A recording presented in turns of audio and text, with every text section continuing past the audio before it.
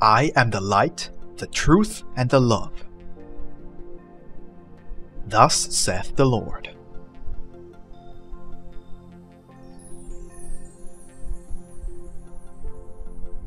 Here, before this word, there is no man who does not tremble both inside and outside his being, that is to say, in spirit and flesh.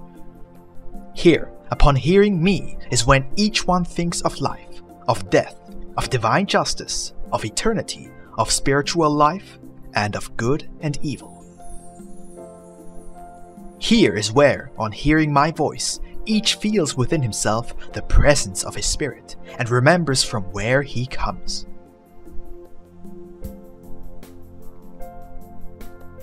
Listening to me, each feels for those moments identified with all his fellows, recognizing them in the depths of their being as his true brothers and sisters. Brothers and sisters in spiritual eternity, closer still than those who are such only in flesh, for that is transitory upon the earth. There is no man or woman who, hearing me, does not feel my eyes upon them, and so none dare hide or dissimulate from me their blemishes. And I point them out, but not publicly, for I am the judge who never shames publicly.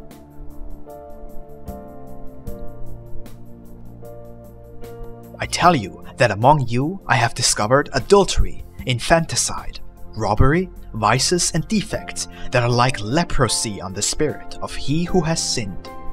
But I do not come merely to prove to you the truth of my word by demonstrating that I can uncover the failures of your heart.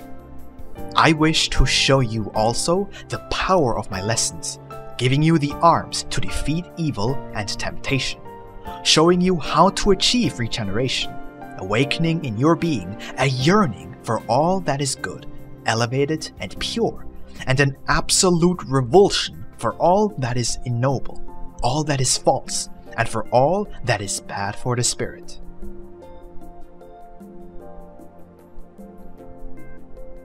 Today you still live the shadow days that precede the light. Nonetheless, that light, taking advantage of the small clear spots in your cloudy sky, shines through with brief rays that reach some points on the earth, touching hearts and shaking and awakening the spirits.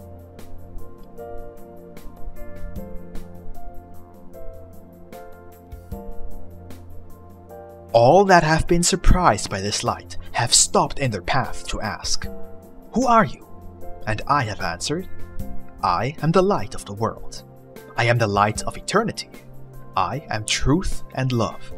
I am he who promised to return to speak to you, he whom they said was the word of God." Like Saul on the road to Damascus, they have humiliated all their haughtiness, have beaten down their pride, and humbly bowed their faces to say from the heart, "My Father and Lord, forgive me. Now I understand that without knowing it, I was persecuting you."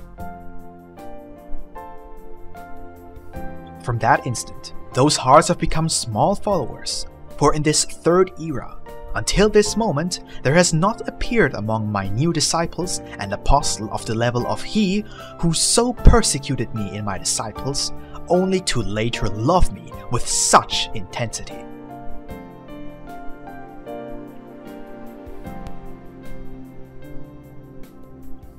The religions sleep the sleep of centuries of routine and stagnation, while the truth has remained hidden. But those that know the commandments of Jehovah and the words of the Divine Master shall have to recognize in this voice that speaks to you now, the voice of the Spirit of Truth, promised for these times.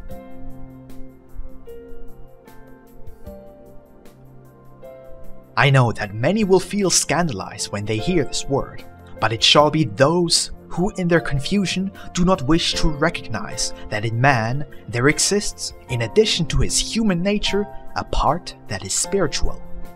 Or they who, believing in the human spirit, but welded to the routine of their traditions and beliefs, deny the existence of a path of infinite evolution for the spirit.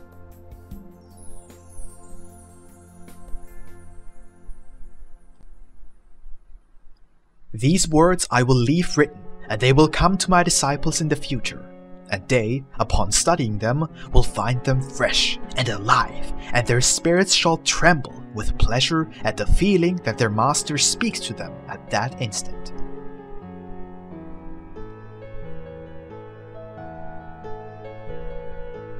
Do you believe that all I have told you would be only for those who have heard me? No, beloved people. With my word I am speaking to those present and to those absent. For those of today, tomorrow, and all time.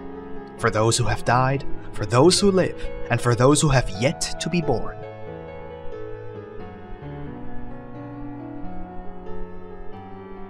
I am the word of love that comes to comfort those who suffer, the troubled, they who weep, the sinner, and he or she who has sought for me. And my word that, in those hearts, is the river where they calm their thirst and cleanse their impurities, is also the way that leads to the eternal dwelling of rest and peace.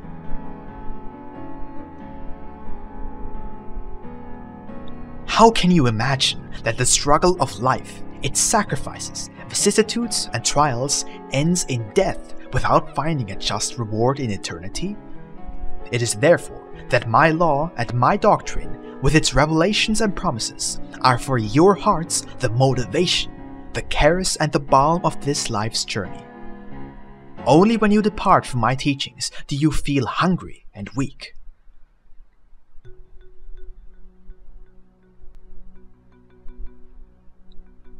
In my divine love for these human creatures, I have permitted them to scrutinize my works and to take from all that has been created, so that none might have motive to say that God is unjust because he hides his wisdom from his children.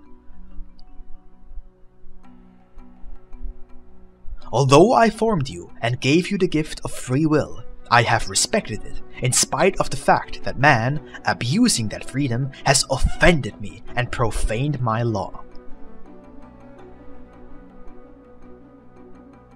Today, I come to make you feel the caress of my forgiveness, illuminating your spirit with the light of my wisdom, so that one by one, my children return to the path of truth.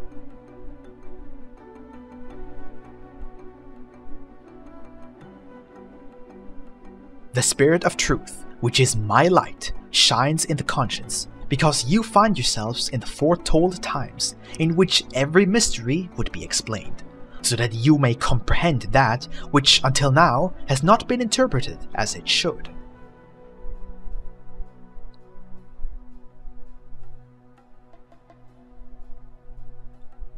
I have come to communicate on this spot on earth, and I will leave my word as a gift for all men. This gift will remove spiritual poverty from humanity.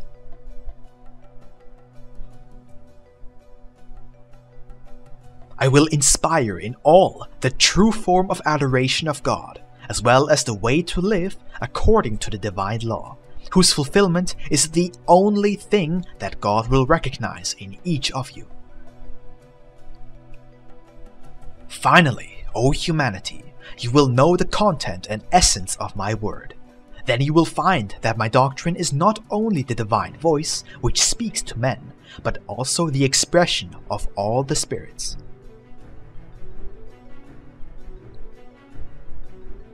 My word is the voice that encourages, it is the cry of freedom and the anchor of salvation.